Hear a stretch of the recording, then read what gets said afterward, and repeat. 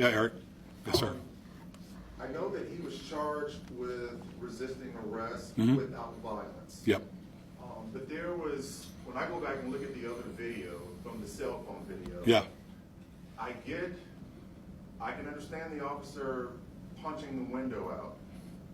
But what I don't understand is, and I know you said that this was not ruled criminal, sucker punching the guy in the jaw.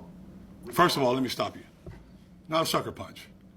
I'm not excusing that administratively. I'm going to say that to you one more time. I'm not excusing that administratively. There are things that we definitely need to look at. But the context of this video should tell you everything you need to know.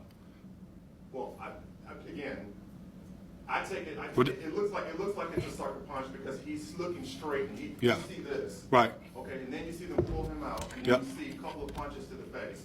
Now, again, I understand breaking the window, but he charged him with resisting arrest without violence. So I saw a lot of violence. I think the public saw a lot of violence against somebody that was not violent. Well, first of all, Eric, don't try to talk the public into what they saw. They just saw the same videos you saw. So what we're doing, what I'm saying is that it is what it is. This is the information that I wanted to share with the public in context without a short clip. It's very important to do that because it provides a lot of information to the public. And you brought up the It's important, let me finish.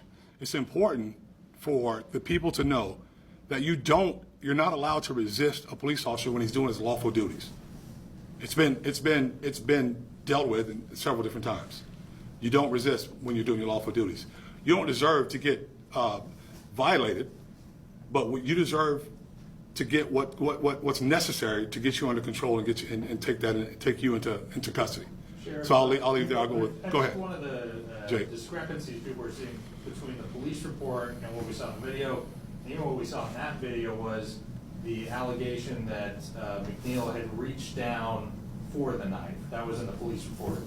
But Where'd you see? What police report did you see that in? in the arrest report for McNeil, that was stated that the officer saw him, reach for the knife that was on the floorboard. The video that was posted to social media, and even in there, I couldn't see any clear indication of that. I mean, do you see that when you're watching this? No, this actually, video? I don't see where his hands are. I can't assume, Jake. No one can assume. We operate off facts and facts alone. I can't make assumption. All I can go by when I read those things is what's stated in the report. I'm not saying whether it's true or whether it's not. I'm saying no one sees his hands at that point. He says, put your hands up, then his hands come up. But it was after the strike to the face. Like I said, again, I'm not trying this case in front of the public. I'm trying to give the public the information in context of what happened. No one saw his hands at that point. Don't know what happened from there, but that's part of the investigative process. Yes, ma'am.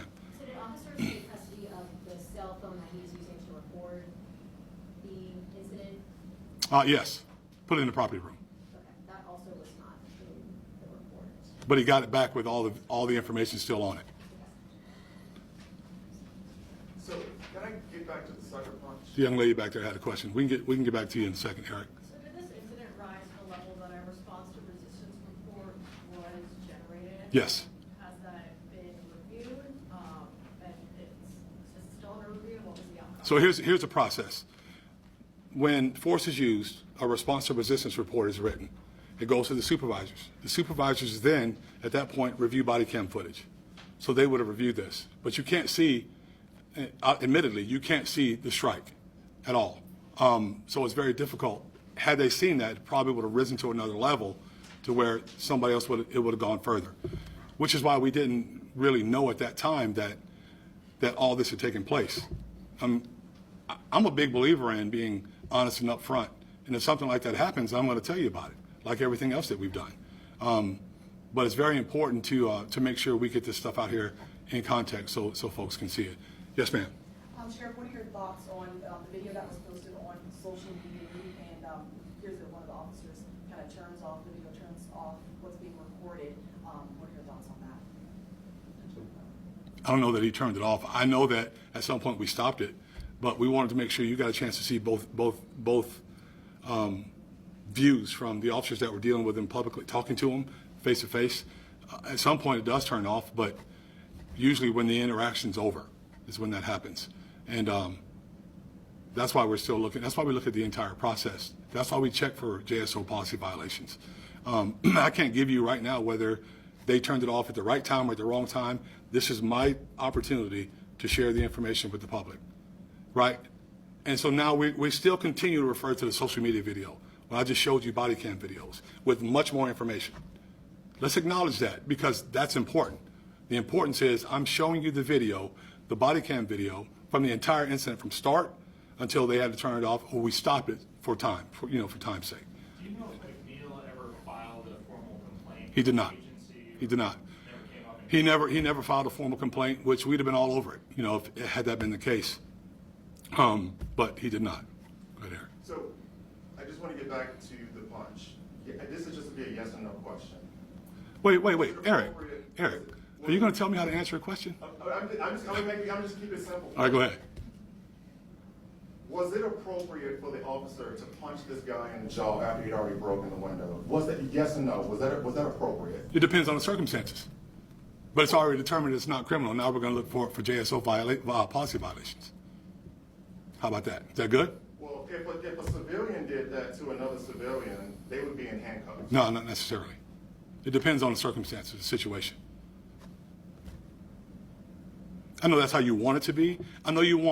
I know there's a tendency to want to be some massive cover-up that is not. That's why I'm here. I stand up, we talk to you about what happened, we give you what we can give you, then it's up to you guys to report it. But do you think the public is going to buy that? I don't know. My point is, Do you think the black community is going to buy that? don't use the black thing. Don't use, I'm a black man. Wait, hold on, Eric, hold You're a black man, but on. I'm saying, Hold do on, you think stop. the community is gonna buy Stop that? for a second. Because you're trying to be incendiary, and this is not the time for it. This is me sharing information with our public, right? The whole statements about the black issue. I wouldn't work here if we're after black men or black people, period. I can tell you he wouldn't. I can tell you any other African American or black male or female that works here wouldn't work here if we're after, if our black citizens are under siege. Not the case. Not at all. I've been alive probably a little bit longer than you have. Haven't had any of these issues. You know why? Because if I was ever stopped by the police, which I was when I was a young man, and they asked me to do something, I did it. It's simple. Simple compliance. It doesn't rise. It doesn't get out of control. That stuff doesn't happen then. Do as we ask you to do. If you don't like the word compliance, just do as we ask you to do then, so that we can get finished. Then you tell us about it if you feel like your rights were violated, and we can deal with it. That's the way it should work. Every single time. Yes, ma'am. The officer that has been stripped of his authority, does he have a disciplinary history at all? Not that I know of. We'd have to look, but I don't think so. We'll get you that answer. Anyone else?